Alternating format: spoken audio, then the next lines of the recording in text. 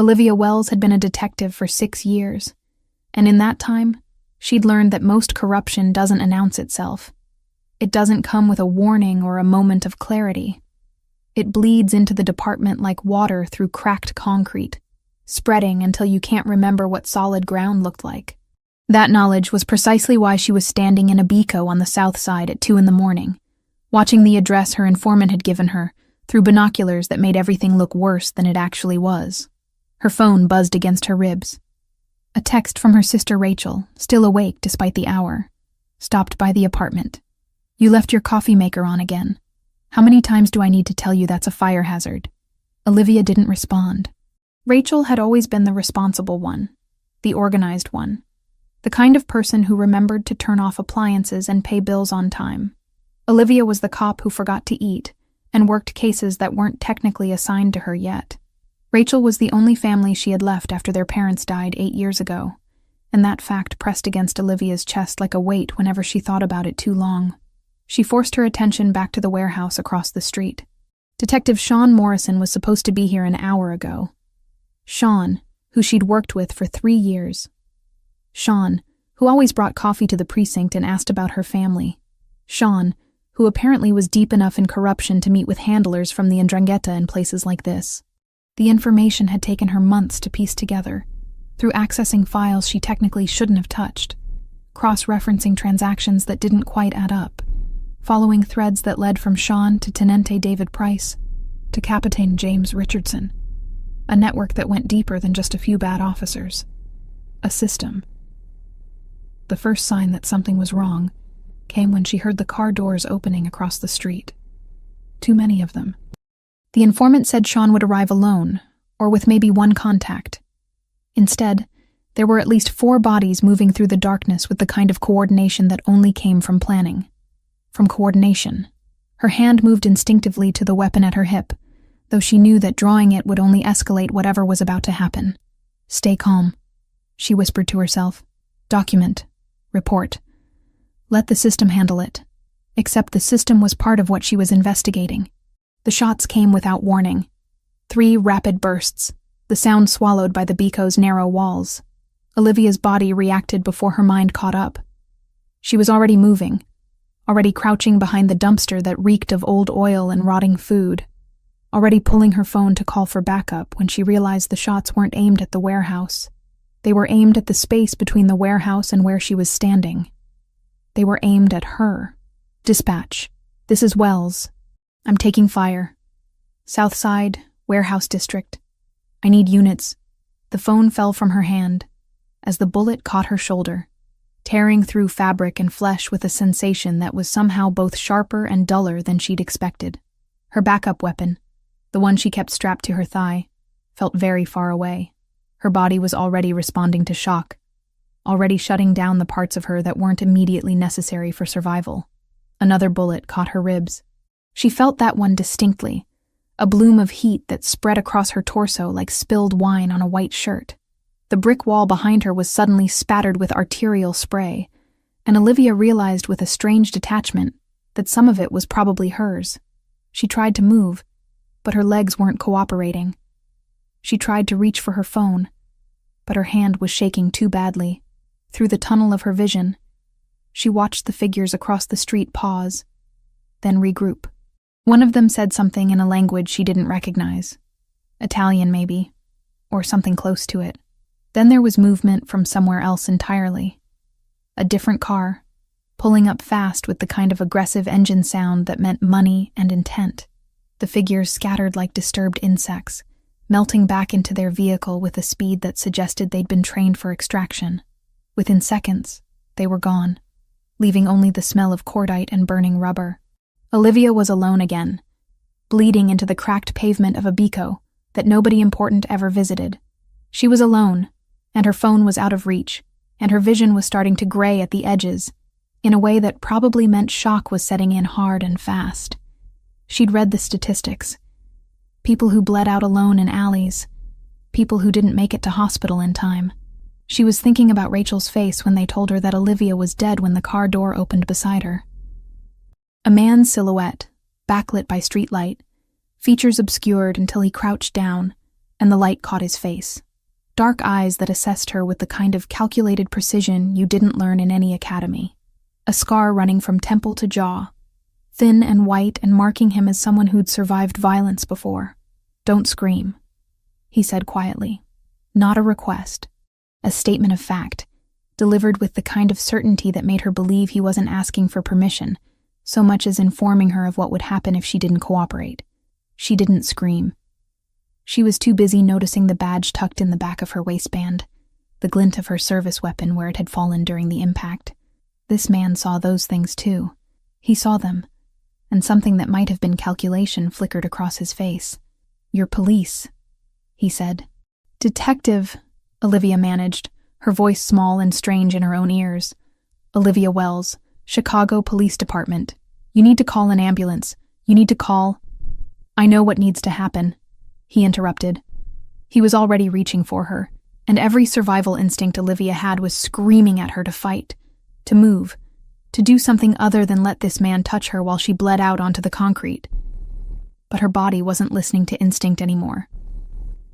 Her body was listening to shock and blood loss, and the simple biological fact that she was no longer in control of what happened next. He moved with efficiency, wrapping something around her shoulder wound, applying pressure in a way that suggested he knew what he was doing. The pain of it cut through some of the fog, and Olivia gasped. "What's your name?" she asked, though she wasn't sure why she was asking, why she cared. "Someone who just saved your life," he said. He lifted her like she weighed nothing, carrying her toward the car. "You're coming with me, and you're going to stay very quiet about how you got there." She should have resisted. She should have fought. She should have done 100 things that didn't involve being loaded into the back seat of an expensive car that smelled like leather and cologne, and something else she couldn't quite place. Something that smelled like danger. The car accelerated into the Chicago night, and Olivia Wells, 6-year veteran of the force, only family to her sister Rachel, investigator of police corruption, disappeared into the city that never quite slept, but was very good at forgetting. Consciousness came in fragments, a hand pressing cool water to her lips. The smell of antiseptic and something floral that didn't belong in a hospital. Machines that weren't beeping the way hospital machines should beep. Olivia's eyelids felt weighted, her entire body heavy in a way that suggested either sedation or significant blood loss, possibly both. She tried to speak, and managed only a rasping sound that hurt her ribs. "Don't," a voice said from somewhere near the window. Not the voice from the alley. This was a woman's voice, older, carrying an accent that made the words sound like a command carved from stone. "Moving too much will damage the sutures." Olivia forced her eyes open. The room materialized slowly, expensive furnishings becoming clear. Not a hospital. Definitely not a hospital. The ceiling was coffered wood. The windows overlooked grounds that were too manicured, too controlled. She was lying in a bed that probably cost more than her monthly rent, dressed in clothing that wasn't hers, with an IV in her arm delivering fluids she hadn't consented to. "Where am I?" Her voice cracked on the last word. The woman who'd spoken didn't answer immediately. She was older, perhaps in her 60s, with silver-streaked dark hair pulled back in a style that suggested European sensibilities. Her expression offered nothing. "You're safe," she said finally. "That's what matters." It wasn't an answer. Olivia tried to sit up, and immediately regretted it. The pain in her shoulder was a living thing, radiating down her arm in waves. Her ribs protested equally. She fell back against the pillows, breathing carefully through her nose.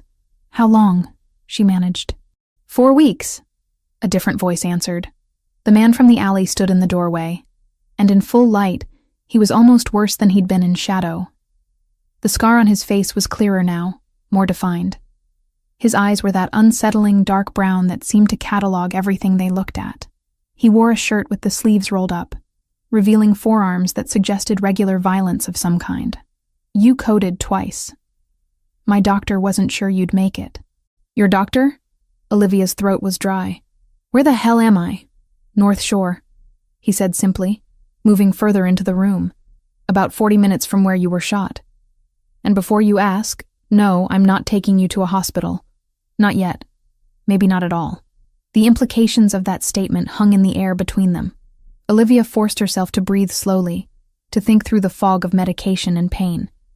She was with the man who'd shot her, except he'd also saved her. The contradiction was making her head hurt worse than the actual physical injuries. "My sister," Olivia said. The words came out more desperate than she'd intended. "Rachel.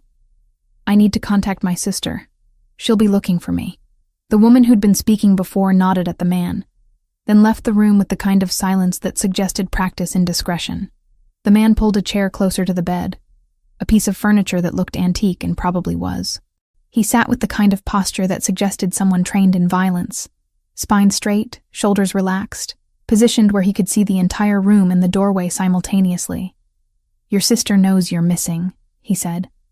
"The police have been informed. There's an investigation. Nothing has been found. I need to call her." Olivia tried again to sit up, managed it this time by gritting her teeth through the pain. "She needs to know I'm alive. If you call her, she dies." "The threat profile on you changed the minute they missed the kill," he added, voice flat. "Any trace leads back to your family first. Law enforcement knows that pattern as well as I do." The statement was delivered with such casual certainty that for a moment, Olivia wasn't sure she'd heard it correctly.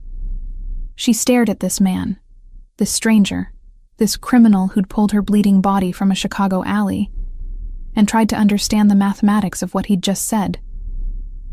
"That's not," she started. "The people who shot you weren't random," he continued. "They weren't muggers or gang members settling territorial disputes. They were specific. They knew where you'd be. They knew when you'd be there. And they knew exactly how to make it look like you'd simply disappeared." He leaned back in the chair, and it creaked slightly under his weight. "If your sister suddenly receives a call from a phone she hasn't heard from in weeks, and then that phone goes silent, what do you think happens?" Olivia's mouth was dry again. She understood. Of course she understood. The people who wanted her dead would use Rachel as leverage, would use Rachel as a way to finish what they'd started in that alley. "How do you know all this?" she whispered. "Because I know who tried to kill you," he said, "and I know why." He stood and moved to a desk that Olivia hadn't noticed before, pulling out a tablet that glowed in the afternoon light. When he returned, he showed her the screen. Bank transfers, communications intercepted. Names and dates and amounts that added up to something so large and so systematic that it couldn't be anything but organized corruption. Detective Sean Morrison, Tenente David Price, Captain James Richardson, her people, her colleagues, her friends. "These are active transfers," the man said, pointing to dates that coincided with operations Olivia had worked. "Payments for specific services, corridor access, early warnings about raids, blind eyes turned to certain shipments coming through the docks." He let that sink in, then continued. "Your investigation threatened them. Not slowly, immediately. And they decided the simplest solution was to eliminate the threat." "Who are you?" Olivia's voice was hollow now, hollowed out by the realization that the institution she'd served had turned against her with such precision. "Someone who shares an interest in your survival," he said simply. "At least for now." "That's not an answer." "No," he agreed. "It's not." He stood and walked toward the window, leaving Olivia alone with the tablet and the terrible knowledge that everything she'd believed about her career, her colleagues, and her place in the world had been fundamentally wrong. Outside, the grounds were pristine, manicured, controlled. A place where people didn't simply disappear because it wasn't convenient for them to exist. A place where she had become a ghost. 3 hours later, a phone was placed in her hand. An old model, burner grade, the kind that could be discarded. The man, who still hadn't offered his name, explained the terms with the precision of someone used to negotiations. "One call," he said. "You tell your sister you're alive. You tell her you're safe. You don't tell her where you are. You don't give her any information that could be traced. And then we never have this conversation again." Olivia's hands shook as she dialed the number. It rang 4 times before Rachel answered, her voice thick with something that might have been sleep or might have been crying. "Hello? Rachel." Olivia's voice broke on the single syllable of her sister's name, The silence that followed was absolute. Then, "Olivia? Oh my God, Olivia, where are you? The police said, everyone said you were—" "I'm alive," Olivia said quickly, aware of the man watching her from across the room. "I'm safe. I can't explain right now, but I need you to listen to me very carefully." Yes, I'm listening. I'm here. Where are you? I'm coming to get you." You can't," Olivia said, and it was the hardest sentence she'd ever spoken. "Rachel, you need to listen. I can't contact you again. Not yet. Maybe not for a long time. And if you try to find me, if you try to tell anyone that I've called, it puts you in danger. Real danger. Liv, that's insane. That's crazy talk. You need to come home. You need to tell the police. The police are part of the problem," Olivia said. She watched the man's expression shift slightly, something that might have been approval flickering across his face. "Just trust me, Rachel. Trust that I'm doing what I have to do. Trust that I'm alive and I'm going to stay that way. But you have to let me go." Rachel was crying now, the sound of it cutting through the phone line like razors. Olivia wanted to say more, wanted to explain everything, wanted to apologize for being the kind of cop who investigated the wrong people and got herself shot in an alley. But the man was already reaching for the phone, already indicating that time was up. "I love you," Olivia said. "I'm sorry. I love you." The line went dead. The man powered off the phone and removed the SIM card, then burned it in a small dish on the desk while Olivia watched. When it was finished, he placed the phone in a bag with other items that looked equally disposable.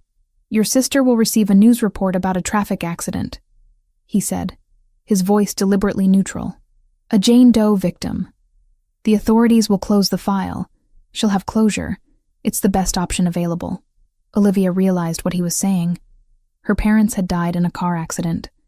Rachel had already buried that particular grief. Now, she was going to have to bury it again. "Who are you?" Olivia asked again. But the man was already leaving, and she understood that some answers weren't coming today. The room was quiet after he left. Through the window, she could see the grounds outside, perfectly maintained and utterly isolated. She was alive, but she was also gone. As far as everyone who knew her was concerned, Olivia Wells had ceased to exist. The woman lying in this expensive bed in this impossible house was something else entirely, something new, something that didn't have a name yet, but would need to find one quickly, if she had any hope of surviving what was coming. Recovery happened in stages that had nothing to do with linear time.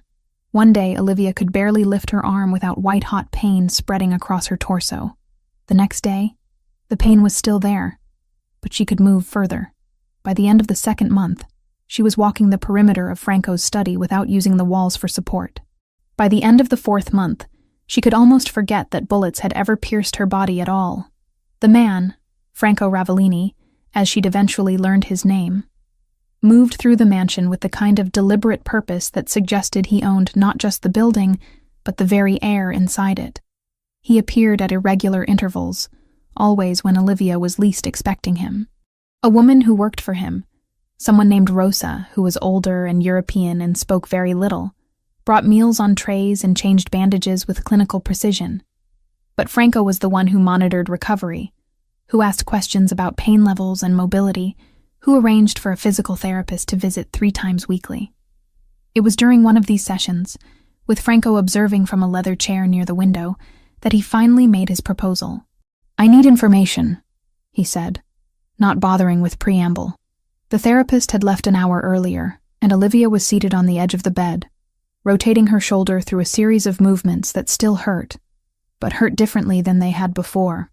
Information about what? Olivia knew better than to play naive, but she also wasn't going to make assumptions about what he wanted.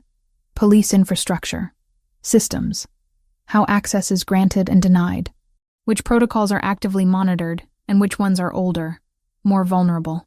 He leaned back in the chair, and the leather creaked beneath his weight. Protocol changes, personnel rotations, which officers have access to what databases and why. Olivia stopped rotating her shoulder. "You're asking me to compromise police systems. I'm asking you to explain how police systems work," he corrected. "I have people who can do the technical work." What I need is context. The way a police officer thinks about security, where vulnerabilities exist because of procedure rather than technology. No. The word came out faster than she'd intended. I'm not going to help you infiltrate anything. Franco didn't react to the refusal the way she'd expected. He didn't threaten. He didn't pressure. He simply stood and walked to the desk, retrieving a folder that had been sitting there all along. When he opened it in front of her, photographs spilled out. Bank statements, intercepts of communications, names and dates and transaction histories that spelled out, in unmistakable detail, the systematic corruption that had nearly gotten her killed. Detective Sean Morrison, Franco said, pointing to one of the photographs. $3,000 monthly deposit to an account in his wife's name. Tenente David Price, similar pattern but larger amounts. Captain James Richardson. He looked at her. You knew these men. I worked with them, Olivia said quietly. You worked for them, Franco corrected. They saw you investigating something that threatened their operations, so they attempted to eliminate you. My question is, do you still consider that institution worth protecting? Olivia stared at the evidence on the bed. Every instinct told her this was a trap, that accepting the deal would make her complicit in something larger and darker than she could comprehend. But every rational part of her understood that the institution she'd served had already betrayed her, had already decided she was worth killing. What exactly would this work involve? She asked. Franco explained the parameters carefully. She wouldn't access any systems directly. She wouldn't perform any technical breach of security. She would simply provide contextual information. Which passwords remained active across rotation cycles? Which officers had access that they shouldn't technically have? Which protocols had been updated in the last year, and which ones remained from older administrations? How the department thought about compartmentalization and information control. For how long? She asked. 6 months, he said. You provide information. You help me understand the landscape. At the end of that time, you'll have options. Location abroad if you want it. Testimony if you prefer that route. Security in exchange for continued cooperation. And if I refuse, then you stay in this house until I decide what to do with you, he said. And there was no malice in his voice, which somehow made it worse. But you don't strike me as someone who refuses when presented with actual alternatives. He was right. Olivia hated that he was right. She had no life outside this house, no career to return to, no way to contact Rachel except through the mediated channels Franco had already established. She was trapped, and the only person offering her even the illusion of agency was the man whose organization had originally orchestrated her shooting. Okay, she said finally. 6 months. Franco established her workspace in a separate section of the mansion, an office that was isolated both physically and technologically, a laptop that was encrypted beyond her technical understanding, access to documents but not devices, a system designed so that she could provide information without being able to steal, copy, or transmit anything except what Franco explicitly approved. Over the first 2 weeks of the arrangement, Olivia began to understand the true sophistication of Franco's operation. He had analysts, people with degrees from places like MIT and Stanford, forensic accountants who could trace money through 7 different jurisdictions and emerge with a picture of exactly where it had come from and where it was going, specialists in cybersecurity who could explain vulnerabilities in systems Olivia had thought were impenetrable. But what surprised her more was the consistency of Franco's own code. He refused certain types of work. She overheard a conversation where someone presented a proposal involving trafficking, and Franco shut it down with a single word. No. Another discussion about an operation that would have involved collateral civilian casualties, and Franco's response was immediate and final. Find another approach. He was a criminal, yes, but he was a criminal with limitations, with rules, and somehow that made him more complex and more frightening than if he'd been simple malevolence in a tailored suit. By the 3rd month, Franco began letting her write letters to Rachel. They were screened, monitored, sent through intermediaries that made them impossible to trace. Rachel's responses came back through the same channels, printed out and delivered to Olivia by Rosa without comment. I'm not happy about this arrangement, Rachel had written, but I'm grateful you're alive. Please be careful. Please come home as soon as you can. Olivia wanted to respond that home no longer existed, that the woman she'd been, the detective who'd believed in justice and institutions, had died in that alley. But she couldn't explain that in a monitored letter, so instead she wrote, "I love you. I'm safe. Trust me." It was during one of her evening walks through Franco's study, ostensibly looking for a book to read, that she found him standing at the window. He was staring out at the grounds, which were illuminated by subtle lighting that probably cost thousands of dollars to install. He looked tired in a way that went beyond physical exhaustion. "The work you're doing," he said, without turning around. "It's accelerating some timelines. I've been able to identify vulnerabilities I didn't know existed." "Is that good?" she asked. "It's efficient," he said. "There's a difference." Olivia stood near him, close enough to see the scar on his face more clearly. It was older than she'd realized, puckered slightly where it had healed. A reminder of violence survived. "Why do you do this?" she asked. "The criminal enterprise, the control, all of it?" Franco turned to look at her, and for a moment his expression was completely open, vulnerable in a way that seemed impossible for someone like him. "Because I never had a choice," he said.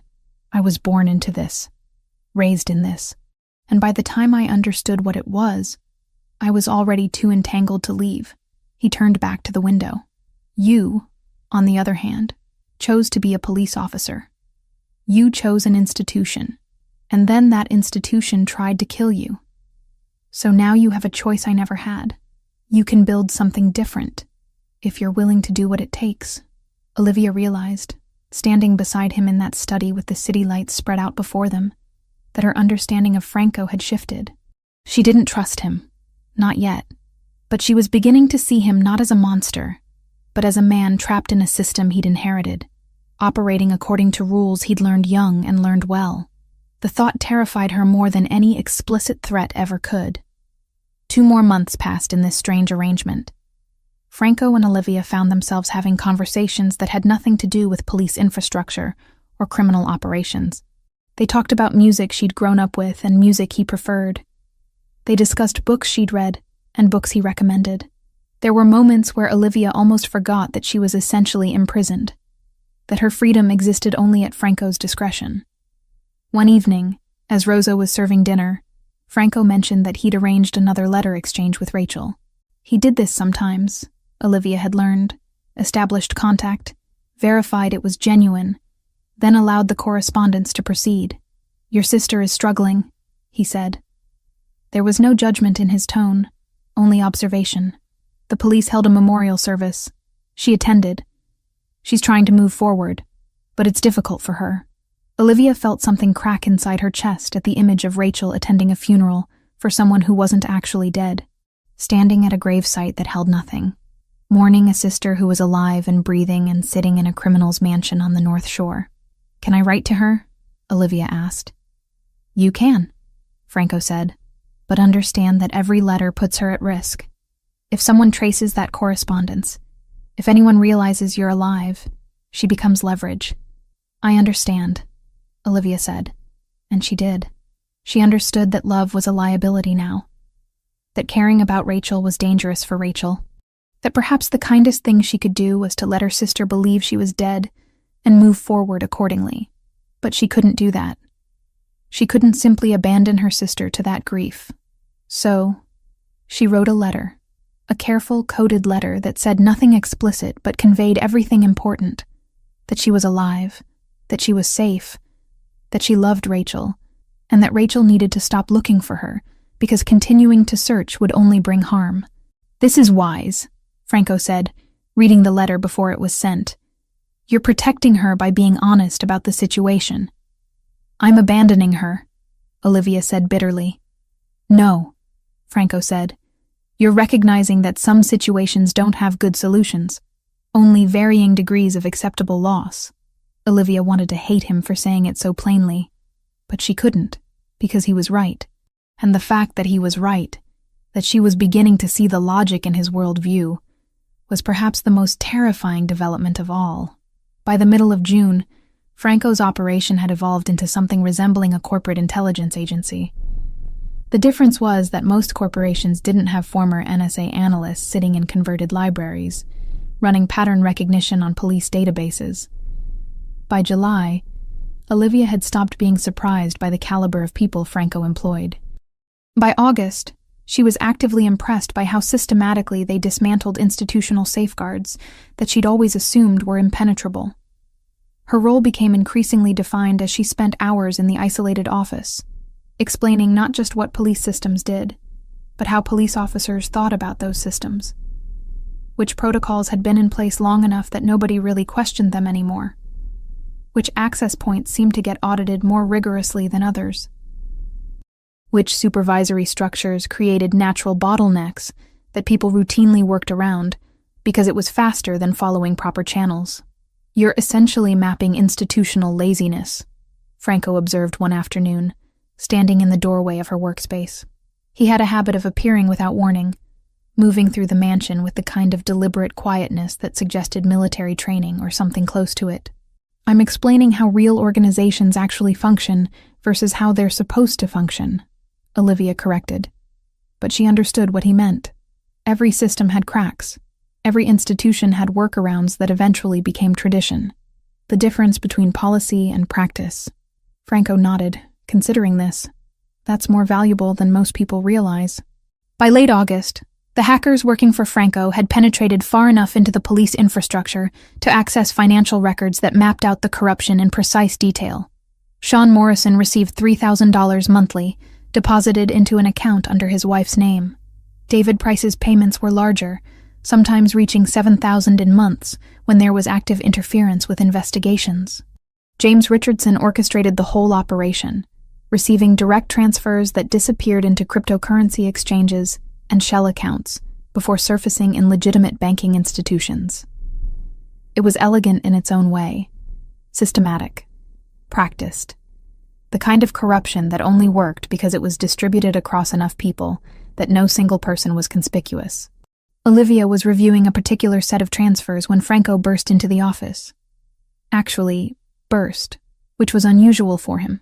His expression was controlled, but there was a tension around his eyes that she'd learned to recognize as something approaching concern. "We have a problem," he said without preamble. "The Ndrangheta has begun to notice irregularities.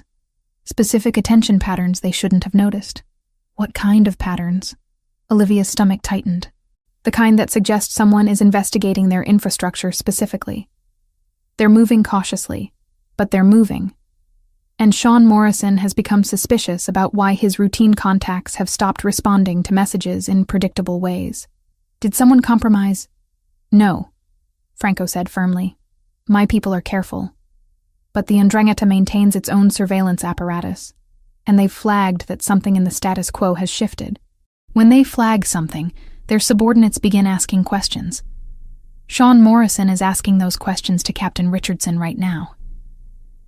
Olivia stood, pacing the small office. "What does Richardson do?" "Panics," Franco said simply. "He's already nervous, because Price has been unreachable for 2 weeks due to a family emergency. When Richardson panics, he makes decisions that a rational person wouldn't make." Over the next 72 hours, Olivia learned just how accurate Franco's prediction had been. Richardson hired a private investigator, which seemed like a logical move to someone whose criminal enterprise was beginning to fracture. The investigator was mediocre, which was worse than if he'd been genuinely skilled. He approached Franco's property with the kind of obvious surveillance that suggested he'd learned everything he knew from television shows. Franco's security team detected him within an hour. Franco, however, made a decision that surprised Olivia. Instead of removing the problem immediately, he had the investigator monitored, allowed him to continue his surveillance, allowed him to photograph Franco's staff, take notes, establish patterns. "Why would you do that?" she asked when Franco explained the situation. "Because whoever hired him will reach out eventually," Franco said. "And when they do, my people will intercept that communication. We'll know exactly how worried Richardson is, and who he's told." It took a week. 7 days of the investigator conducting increasingly sloppy surveillance from different vantage points around the property. Then contact came from Richardson's personal phone to the investigator's burner line. Franco's people had the communication intercepted before the investigator even understood it was happening. The conversation was brief. Richardson was asking for confirmation that Franco Ravellini was conducting his own investigation into police operations. He was offering money. He was expressing, in carefully coded language, a willingness to negotiate. Franco listened to the recording with a kind of expression that suggested he was calculating probabilities and outcomes that were invisible to Olivia. Richardson's loyalty to the 'Ndrangheta is secondary to his loyalty to himself, Franco explained, leaning back in his chair. The leather creaked beneath his weight. When he realizes the investigation is converging, he'll flip. The question is whether he flips before or after they execute him for his failures. What happens to the investigator? Olivia asked. He disappears, Franco said. Not permanently. He's paid a significant sum of money and relocated out of state under a new identity. The officially reported narrative, when anyone notices his absence, is that he died in a car accident in Iowa. Paperwork does the rest. He disappears, Franco said. Not permanently. He's paid a significant sum of money and relocated. Mexico has a climate he'll find agreeable, and the exchange rate makes his new life very comfortable. The officially reported narrative, when anyone notices his absence, is that he was in a traffic accident. Chicago is dangerous for investigators. You're just going to let him live? After he was investigating your property? He was hired to do a job, Franco said. He did his job. There's no percentage in killing him. Dead men attract attention.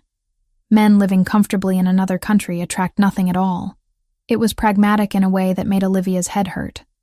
Franco operated according to logic that was perfectly consistent within his own framework, but utterly alien to the way she'd been trained to think. By early September, Franco convoked her again. This time, the atmosphere was different, more urgent. He brought her to his private study, the room where she'd first seen physical evidence of police corruption months earlier. The situation is reaching critical stage, he said without preamble. In approximately 10 days, the 'Ndrangheta will become aware that one of their senior people has been cooperating with federal agents for the past 6 months. They will respond violently. When they do, they will target not just the cooperator, but anyone associated with investigations that threaten their operations. That's you, Olivia said slowly. Yes, Franco confirmed. And therefore indirectly, that's you. He outlined the situation with brutal clarity. Multiple investigations were converging on the police corruption network. The 'Ndrangheta was destabilizing. Federal agencies were beginning to move. The situation that had been manageable 3 months ago was becoming exponentially more dangerous. I'm offering you 3 options, Franco said. His voice was steady, but there was something underneath it that Olivia had learned to recognize as genuine concern. First, I move you to a secure location outside the country. You disappear completely. New identity, new life, no contact with anyone you've ever known. You're safe that way, but you're also gone. Second option? She asked, though part of her already knew. You go to the FBI, he said. You provide testimony about what you've discovered. You enter the Federal Witness Protection Program. You'll eventually be able to have limited contact with your sister. You'll have legal standing to rebuild some form of life, but you'll be forever entangled with the system that tried to kill you. And the third? Franco stood and walked to the window, looking out at the grounds that were beginning to transition from summer to autumn. We continue as we are. I protect you. You provide information. We navigate whatever comes next together. But understand that this option is the most dangerous. For both of us. Olivia felt the weight of the decision settling on her shoulders. Every option represented a different death of sorts. The death of her freedom, the death of her past, or the death of her safety. I need to think about this, she said finally. You have 48 hours, Franco replied. After that, the decision becomes made for us by external circumstances, and those decisions are rarely the ones we would have chosen for ourselves. He turned to look at her, and for the first time, Olivia saw something in his expression that went beyond calculation or strategy. Vulnerability, maybe. Or something that was trying very hard to look like concern, but was afraid of being rejected if it revealed itself too openly. Whatever you decide, Franco said quietly, Know that your safety is the priority, even if it compromises your operation? Olivia asked. Especially then, he said, and she believed him. Olivia stood on the balcony that overlooked Franco's grounds, watching the autumn light turn the manicured landscaping into something almost unreal. It was 3 a.m, and she hadn't slept in 36 hours. The deadline Franco had given her was approaching like a storm system on a weather map. Inevitable and impossible to outrun. She heard him before she saw him. Franco had a way of moving through the mansion that was almost supernatural in its quietness. The result of decades spent in environments where being heard first meant being dead first. He joined her at the railing without speaking, standing close enough that she could smell the cedar cologne he wore, expensive and understated. "You haven't decided," he said. It wasn't a question. "I've decided," Olivia replied. "I just haven't told you yet." Franco was silent for a long moment. The night air was cool, carrying the first real hints of approaching winter. Somewhere in the distance, a car horn sounded, a reminder that the world beyond these grounds continued to function regardless of what happened here. "I could make the choice for you," Franco said finally. "Move you somewhere you'd be safe. Argentina, maybe. Or somewhere in Eastern Europe where records don't connect to who you were before." "You could," Olivia agreed, "but you won't." "No," he said quietly. "I won't." They stood in silence for a while longer. Olivia had learned, over the past months, that Franco was comfortable with quiet in a way most people weren't. He didn't feel compelled to fill spaces with sound or justification. He just existed, present and controlled, waiting. "When I was younger," Franco said eventually, "I had a choice. One night my father gave me an opportunity to leave, to walk away from all of this and become someone else, someone normal." He paused, watching the grounds. "I didn't take it. I told myself I couldn't abandon the family business, that I had responsibilities, that walking away would be seen as weakness." "What was the real reason?" Olivia asked. "Fear," Franco said simply. "I was terrified of being nobody, of being ordinary. The life my father offered me, the violence, the control, the power. At least it was something. It was identity." He turned to look at her. "You're not afraid of being nobody, Olivia. You're afraid of continuing to be complicit in something broken." Olivia felt tears threaten and fought them back. "I have to testify." "I know," Franco said. "I've known for 2 days. The moment you started asking questions about witness protection protocols, I understood. How are you so—" She started, then stopped. "Accepting? Resigned? Because I love you," Franco said, and the words were delivered with the same clinical precision he used for everything else. Not in the way movies describe love, not in the way that demands you stay and build something impossible with me. I love you in the way that means I want you to survive this, regardless of what it costs me. Olivia turned to face him fully. In the darkness, his scar was barely visible, just a thin line running from temple to jaw. A mark of violence survived, of choices made and consequences accepted. "Come with me," she said. The words escaped before she could stop them. "Come with me and testify. You have leverage. You have evidence. You could be imprisoned for 40 years? Franco smiled, but there was no humor in it. "No, Bella. I'm not the one who can walk away. I'm too deep. I've done too many things. The best I can hope for is to continue as I am, operating in the spaces between the law and chaos. But you still have a chance at something resembling normal." "This isn't normal," Olivia said. "None of this is normal." "No," Franco agreed.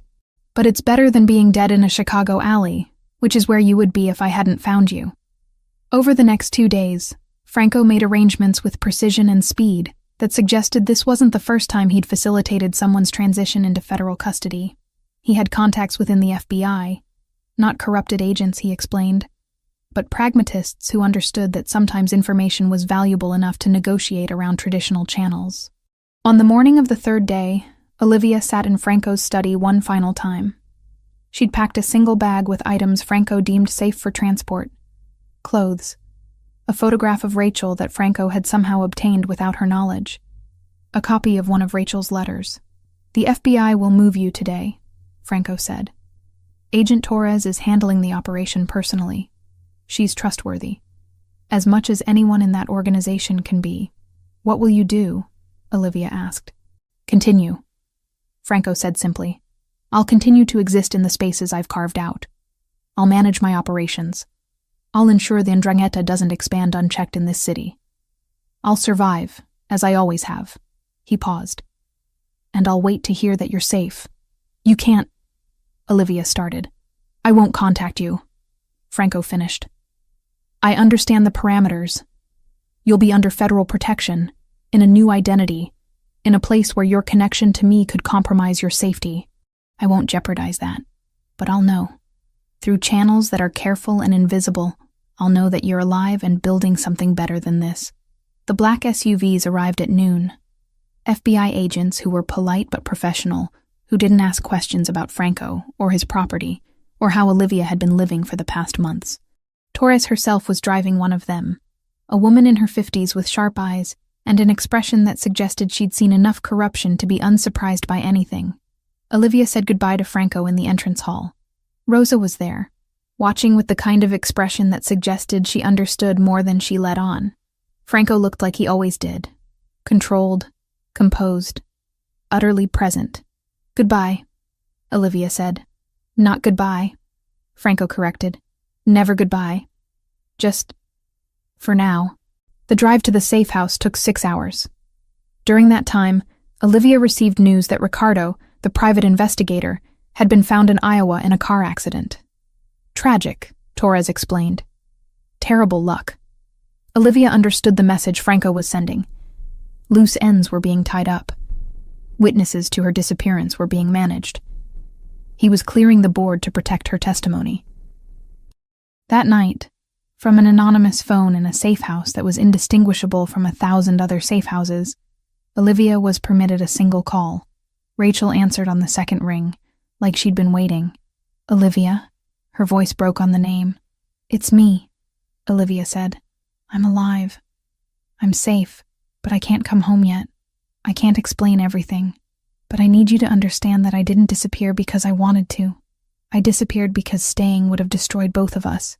Rachel was crying now. Where are you? I can't tell you. Not yet. Possibly not for a very long time, but I'm going to testify about what happened to me, about why I disappeared, and then I'm going to start over somewhere else as someone else. What about... Rachel started, then stopped. Is he the reason? The man who took you? He saved my life, Olivia said carefully. And now I'm going to save myself. That's all you need to know. The line went quiet, except for the sound of Rachel breathing. Olivia imagined her sister in their shared apartment, the one Olivia would never return to, surrounded by memories of the life she'd lived before. I love you, Olivia said. I'm going to always love you. And I'm going to be okay. You better be, Rachel whispered, because I just got my sister back. I'm not losing you again. When the call ended, Olivia sat in the darkness of the safe house and let herself grieve. Not for what she'd lost. She was beginning to understand that she'd lost those things the moment Sean Morrison decided to work with the 'Ndrangheta. She grieved for what she was leaving behind. For Franco, operating in his mansion on the North Shore, knowing she was gone, and that this was the price of her survival. For Rachel, building a life that now had to accommodate a sister who might never fully return. For the version of herself that had believed the institution she served would protect her. But she also understood something that she hadn't before. Sometimes survival meant becoming someone new. Sometimes the only way to live was to let the person you were die and accept the person you were becoming. And sometimes, if you were very lucky, you found someone in the wreckage who understood that and let you go anyway. The federal building was colder than any room Olivia had encountered in Franco's mansion. Clinical. Designed to strip away personality and replace it with institutional procedure. She sat in a conference room with Agent Torres and an assistant United States attorney named Elena Navarro, no relation to Detective Sean Morrison, a woman in her early 40s with the kind of neutral expression that suggested she'd heard every terrible story in existence and remained unmoved. Walk me through the evening of the incident, Navarro said, her pen poised above a legal pad. They'd done this before, 3 times now, but each repetition was designed to find inconsistencies, to test whether Olivia's story held together under pressure. Olivia recounted the details methodically. The surveillance on Sean Morrison, the warehouse on the south side, the gunshots, the man who appeared with a scar on his face and dark eyes that assessed situations like chess problems. She omitted nothing except the name Franco Ravellini. When pressed, she simply said, "My rescuer's identity is complicated, but he's provided documentation that corroborates my account." Morrison made notes. Torres, who sat beside Olivia, said nothing. They'd developed an understanding over the weeks of preparation. Torres believed her. That was enough. The grand jury hearing occurred on a Tuesday in October, 8 weeks after Olivia had left Franco's mansion. She testified for 4 hours, describing the investigation she'd been conducting, the names she'd discovered, the systematic corruption within the Chicago Police Department. The jurors listened with the kind of focused attention reserved for stories that shattered assumptions about institutions people trusted. Sean Morrison was indicted on October 18th. David Price on October 22nd. James Richardson on November 1st. Each indictment was more damaging than the last, revealing not isolated corruption, but a network of officers who'd systematized their betrayal into something resembling a business operation. The media descended on Chicago like vultures, recognizing fresh carrion. News vans camped outside police headquarters. Reporters shouted questions that nobody was authorized to answer. The narrative that emerged was compelling. A young female detective had discovered corruption reaching into the highest levels of her department, had been attacked because of her investigation, and had emerged to testify against her own colleagues. Internally, prosecutors were careful to note that Assistant U.S. Attorney Elena Navarro bore no connection to Detective Sean Morrison. What the media didn't know was that the primary evidence came from a criminal organization's analysis of police infrastructure. They didn't know that a mafia boss on the North Shore had orchestrated the entire revelation. That absence of knowledge was deliberate, protected by federal agreements that Olivia suspected would never be made public. Rachel received visitors from the Chicago Tribune in early November. Journalists wanting to speak with the sister of the missing detective, who'd turned out to be alive. Rachel, who'd spent months in genuine mourning, answered their questions carefully. Yes, she was relieved her sister was alive. No, she couldn't discuss specific details. Yes, she was proud of Olivia's courage. The photograph that emerged from one of those interviews showed Rachel standing in her studio, surrounded by half-finished restoration projects. She looked smaller than Olivia remembered, diminished by the weight of believing someone dead, and then discovering they'd simply disappeared into a different kind of grave. When Olivia called her that night, Rachel didn't ask where she was or what was happening. She simply said, "I'm proud of you. I hate this, but I'm proud." The trials began in January and stretched into May. 8 months of testimony, evidence presentation, and legal maneuvering. Olivia appeared in the courtroom 3 times, her testimony forming the foundational narrative of how the corruption had been discovered. She sat in the witness box while defense attorneys attempted to undermine her credibility, attacked her methodology, suggested her investigation was personal rather than professional. She held steady. She'd been trained to withstand interrogation. What she hadn't been trained for was watching people she'd known for years be convicted on her testimony. Sean Morrison received 8 years. David Price received 10. James Richardson received 12, the longest sentence because he'd orchestrated the entire operation, and, more significantly, because evidence suggested he'd personally ordered her death. When the gavel came down on Richardson's sentencing, Olivia felt something that wasn't satisfaction and wasn't relief. It was the strange emptiness that followed when violence stopped, but nothing healed. Agent Torres met her afterward in a quiet office. "The department is in chaos," Torres said. "There's an interim leadership team. Reform measures are being implemented. It's not perfect, but it's movement." "And Franco Ravellini?" Olivia asked, though she knew the answer. "Remains under investigation," Torres said carefully. "But without direct testimony against him, prosecution becomes complicated. The evidence you provided about police corruption doesn't directly implicate him in criminal activity. It simply shows he has information about that corruption." Olivia understood. Franco had orchestrated everything with enough distance that plausible deniability remained intact. He was a ghost, haunting the institutions that tried to regulate him, visible only through the effects he created. The Witness Protection Program relocated her to Colorado Springs on a Tuesday in June. New name, new social security number, new history. Sarah Mitchell, who'd worked in data analysis for technology companies and had no family connections in Chicago. The cover story was simple enough to verify but boring enough that nobody would look deeper. Her first apartment was small and anonymous. She bought furniture that was functional rather than beautiful. She established a routine. Work during the day at a cybersecurity firm that specializing in corporate data protection, walks in the evening, carefully monitored communication with Rachel through federal channels. 3 months into her new life, Olivia intercepted a message during her workday. It was encrypted beyond standard protocols, routed through channels that suggested someone familiar with federal surveillance techniques. The message was brief. "You're safe. That's all that matters. F." She didn't respond. She couldn't respond. But she kept the message in a secure file that existed nowhere except in her memory. A reminder that even in absolute isolation, she wasn't completely alone. The call came through encrypted channels that the FBI's technical liaison had deemed acceptable for monitored conversation. It was June, exactly 1 year after Olivia had testified against James Richardson, and the timing felt deliberately orchestrated. Torres had arranged it, explained it as necessary psychological closure for a witness, whose life had been fractured into before and after. The phone in her hand felt foreign despite months of holding it. Her new apartment in Colorado Springs was silent except for the sound of her own breathing and the ambient hum of federal surveillance equipment that made everything feel slightly contaminated. When Franco's voice came through, it was different than she remembered.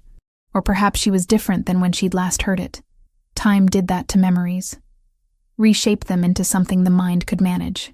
"You're safe," he said, not a question. A confirmation of what he already knew. "I'm alive," Olivia replied carefully, aware that someone was listening on the line, transcribing, analyzing. "That's what we said would be the measure of success. The difference between life and safety is significant," Franco said. "I've spent considerable time learning the distinction." There was silence between them, the kind that didn't need to be filled with words. Olivia could see him standing in his mansion on the North Shore, looking out at grounds that represented everything she'd escaped from. Could picture the scar on his face, the controlled way he held his shoulders, the dimension of vulnerability he allowed himself only in darkness. "I can't contact you again," Franco said. "This conversation is already outside acceptable parameters. But I needed you to know something." "What?" Olivia's voice was barely above a whisper. "The Ndrangheta has been systematically dismantled over the past 18 months. Not by law enforcement. By someone who understood their operations well enough to eliminate them without creating the kind of collateral damage that would attract federal attention." He paused. "The man orchestrating that elimination has certain advantages in intelligence gathering, certain relationships with federal agencies that exist in places that official paperwork doesn't document." Olivia understood what he was telling her. Franco had become the thing that made the system work. Not despite being a criminal, but because he was a criminal who operated by a code that law enforcement could negotiate with. The irony was so complete it was almost absurd. "Thank you," she said. "For what?" "For saving your life, for letting you go, for becoming something I never intended to be." Franco's voice carried no judgment, only statement of fact. "I did none of those things for gratitude. I did them because I love you. And love, real love, is sometimes demonstrated through absence." Torres cleared her throat somewhere on the line, indicating that the conversation needed to conclude. Olivia had perhaps 30 more seconds before federal protocol overrode everything else. "I'll never forget you," Olivia said. "You're not meant to forget," Franco replied. "You're meant to survive, build something, live in a way that makes my choices meaningful." The line went dead. The surveillance equipment powered down. Torres appeared in Olivia's apartment 3 hours later with a file that she placed on the kitchen table without speaking. Inside was a photograph, Franco's mansion. Exterior shots showing the architectural detail, the landscaping, the way it sat isolated on the North Shore like a statement about power and privacy. Rosa was visible in one photograph, standing near the gate. But Franco was not in any of them. He's disappeared, Torres said without preamble, completely off the grid. We have intelligence suggesting he's operating out of multiple countries, maintaining his organization while funding certain operations that benefit federal interests. You made a deal with him, Olivia realized. We made an arrangement, Torres corrected. He provides information about organizations that are more dangerous than he is. We don't prosecute him for crimes we can't prove anyway. It's pragmatic. It works. Does it work? Olivia asked. Torres considered the question. The 'Ndrangheta is significantly weakened. Several smaller organizations have been dismantled. We've prevented approximately 17 terrorist financing operations. From a purely statistical perspective, the arrangement has prevented more harm than it's caused. Olivia thought about Sean Morrison in prison, about David Price serving his sentence, about James Richardson, who'd ordered her death, now spending years in a federal penitentiary, about Rachel in Chicago, slowly rebuilding a life that had been shattered by her sister's disappearance and resurrection. None of it was clean. None of it was redemptive. But it was real, which meant it was better than the alternative. Rachel visited Colorado Springs in July. It was their first in-person meeting since Olivia had entered witness protection, facilitated by federal agents who maintained a discreet distance. They met in a coffee shop that was carefully selected for its lack of surveillance and its location away from federal oversight. Rachel looked older. Or perhaps her sister had simply never noticed how many times stress could layer itself onto a face before it became permanent erosion. He's a criminal, Rachel said without preamble. She had never been one for conversation preliminaries. Yes, Olivia confirmed. And he saved your life. Yes. Rachel stirred her coffee with deliberate slowness. I've been reading about the 'Ndrangheta, about how they've been systematically dismantled over the past 2 years, about how it seems like someone with inside knowledge has been feeding information to federal agencies. Olivia said nothing. She didn't confirm or deny. She simply drank her coffee and let her sister arrive at her own conclusions. You love him, Rachel said finally. I don't know if that's what I feel, Olivia replied carefully. I know that he saved my life when the institution I served tried to take it. I know that he let me go, because keeping me would have compromised who I was trying to become. I know that he's probably going to die in prison or in exile because of the choices he's made, and I know that I'll spend the rest of my life wondering about the roads not taken. Rachel reached across the table and took Olivia's hand. Her grip was tight, anchoring, real. I'm proud of you, Rachel said. I hate everything about this situation, but I'm proud of you for surviving it. That night, alone in her Colorado apartment, Olivia accessed a secure server through her work computer. The encryption was Franco's design, something that existed in spaces between legitimate security and criminal paranoia. There was a single message waiting in the inbox. The restoration project you mentioned before. The one your sister is working on. It's almost complete. She says the subject has become something new. Something with strength you can see in the eyes. Something that survived damage and used that survival as the foundation for something beautiful. I think that's the most honest portrait ever created. Olivia closed the laptop without responding. She didn't need to. Franco would know that she'd read the message. He would know that she understood what he was telling her about Rachel's restoration work. He would know that understanding was enough. Outside, Colorado Springs was transforming into evening. The mountains were beginning to glow with that particular light that only happened in late afternoon, when the sun was angled just right to illuminate everything it had previously hidden. Olivia stood at her window and watched the city shift from day to night, understanding finally that the woman she had been was truly gone. The woman she was becoming was still forming, still learning how to exist in a world that had fractured her and expected her to fit back together seamlessly. She would survive it. She would build something, and somewhere in Chicago, in a mansion on the North Shore, Franco would know that she had. That would have to be how they loved each other now. Through absence, through consequence, through the knowledge that sometimes the only way to save someone was to let them go. The investigative journalist named Marcus Holloway had been chasing the Chicago corruption story for 18 months before he finally had enough pieces to assemble into something resembling truth. His reportage appeared in the Chicago Tribune on a Tuesday in June, a comprehensive piece titled "The Woman Who Survived: How One Detective's Investigation Exposed Systematic Corruption and Changed a City." What Holloway didn't know, what he couldn't possibly know without being part of the federal investigation apparatus, was that the primary evidence came from a criminal enterprise's analysis of police infrastructure. He constructed the narrative around Olivia Wells as the hero of the story, a dedicated officer whose investigation had threatened powerful people and nearly cost her everything. The narrative was compelling because it was partially true. The article triggered a cascade of additional reporting. Other journalists began examining the police department with fresh skepticism. The city council demanded answers. The mayor called for comprehensive reform. By the time the story reached national news outlets, it had mutated into something larger than police corruption. It had become a referendum on institutional failure, on the ways that systems designed to protect citizens instead protected the criminals within their ranks. The Chicago Police Department descended into something resembling organizational chaos. New leadership was brought in from outside the department. Investigation protocols were rewritten. Training procedures were revised. The reform was incomplete and imperfect, implemented by people who fundamentally didn't want to be reformed, but had no alternative when the spotlight became too bright to hide from. Rachel Wells sat in her studio in Pilsen when the Tribune reporter called requesting an interview with Olivia's sister. She declined politely, but thoroughly. She didn't offer commentary on her missing sister's bravery or her own experience with loss. She simply said that the matter was closed and hung up the phone. But she did something else. She sat down in front of the 19th century portrait she'd been restoring for nearly 2 years, and she looked at it with new eyes. The woman in the painting had survived something that should have destroyed her.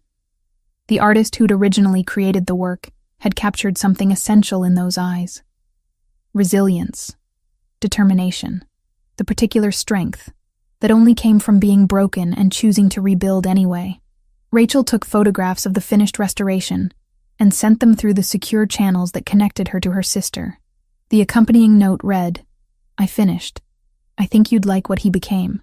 In Colorado Springs, Olivia received the photographs on a Tuesday evening and understood immediately what Rachel was communicating. The portrait showed a woman who'd been damaged, but who'd transformed that damage into something that resembled dignity. It was Rachel's way of saying that she understood, that she had processed the grief of losing a sister who was alive but unreachable, that she had built something from that grief. Olivia worked in cybersecurity for a firm that specialized in corporate data protection. Her job was to identify vulnerabilities in systems before criminals could exploit them. The work was satisfying in a way that police work had never been, because it operated without the moral ambiguity that came with serving an institution that could betray you. In September, 15 months after leaving Franco's mansion, Olivia intercepted a communication during work that made her stop breathing. It was encrypted beyond her company's standard protocols, routed through channels that suggested someone familiar with federal surveillance techniques. The message had been flagged in her monitoring system as a potential security threat, but she recognized the signature of the encryption immediately. Franco. The message wasn't addressed to her. It was directed toward an agent at the FBI, Torres specifically, regarding an operation against the Ndrangheta, intelligence about shipment routes, financial information that exposed money laundering operations, contacts and relationships that would eventually lead to the dismantling of an organization that had terrorized Chicago for decades. Franco was still operating in the shadows, still shaping outcomes that benefited institutions that officially opposed him. He existed in a space between law and chaos, neither fully criminal nor fully complicit with legitimate authority. He was the kind of power that democracies required but couldn't acknowledge, the necessary violence that prevented worse violence from taking root. Olivia closed her laptop and stared at her reflection in the darkened screen. The woman looking back at her was someone new, not the detective who'd been shot in a Chicago alley, not the prisoner in Franco's mansion. Someone constructed from the pieces of both, integrated into something that resembled purpose. She thought about Franco in whatever location he now inhabited, probably monitoring communications that proved she was alive, understanding her world the way she was learning to understand his. They would never contact each other directly. Federal law prohibited it, but they would always know. through encrypted channels and intercepted communications and the simple fact of her survival. They would always know that the other had mattered. That night, Olivia received a news alert on her phone. A joint federal and local operation had arrested 16 members of the Ndrangheta in the Chicago area. Charges included money laundering, drug trafficking, and conspiracy to commit murder. The operation was described as the result of months of federal investigation and intelligence gathering from multiple sources. No one mentioned Franco. No one acknowledged that a mafia boss on the North Shore had orchestrated the entire revelation through careful coordination with federal agencies that needed his information more than they needed his prosecution. The truth existed in spaces where official records didn't venture. Rachel called that night, her voice steady but emotional. "Did you see the news?" "Yes," Olivia said. "That was him, wasn't it? Your mafia boss." "Yes," Olivia confirmed, not bothering with denial. "He's still protecting you," Rachel said. "Cleaning up the world so you can exist in it safely. He's protecting himself," Olivia corrected. "The Ndrangheta was a threat to his operations. This serves his interests as much as mine." "Maybe," Rachel said. "Or maybe love is just finding someone whose interests align with yours enough that you're willing to destroy your enemies for them." Olivia didn't respond. She didn't know how to articulate what she felt for Franco anymore. It wasn't romance in the conventional sense. It was something more fundamental and more complicated. It was the knowledge that someone had saved her life, and then had let her go completely, asking nothing in return except that she survive. When she finally spoke, her voice was barely above a whisper. "I think I need to stop thinking about him. I think that's the only way I survive this." "Then stop," Rachel said gently, "but know that he won't. He'll keep carrying it. That's probably the punishment he deserves." That autumn, as Colorado Springs transitioned into winter, Olivia began the process of building a life that was entirely separate from her past. She joined a book club. She volunteered at a local nonprofit that helped at-risk youth. She developed friendships with people who knew her as Sarah Mitchell, a cybersecurity analyst with no particular history worth examining. And once a month, at precisely the same time, she received a single encrypted message that said only, "Still alive." No signature, no request for response. Just confirmation that Franco knew she was surviving. That somewhere in the criminal underworld he inhabited, he was aware of her continued existence, and that awareness mattered to him. She never responded. She couldn't.